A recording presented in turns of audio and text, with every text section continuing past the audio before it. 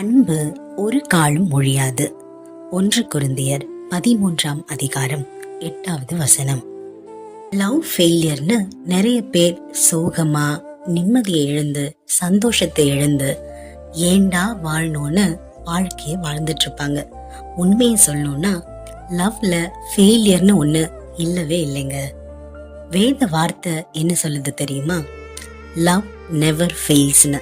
அன்பு ஒரு காலம் ஒழியாதுன்னு. ஃபெயிலியர்னு ஒண்ணு அன்புல இல்லவே இல்லைங்க. அப்படி ஃபெயிலியர் ஆச்சுன்னா அது உண்மையான அன்பா இருக்க முடியாதுங்க. மனிதர்கள் மேல நாம வைக்கிற அன்பு எப்ப வேணாலும் மாறலாம்.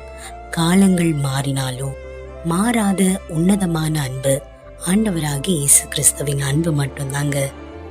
அன்பின் அடையாளமா தான் நமக்காக சிலுவையில தன் ஜீவனை கொடுத்தாரு. நீங்க நேசிச்சவங்க உங்களை நேசிக்கலனாலும் பரவாயில்லைங்க.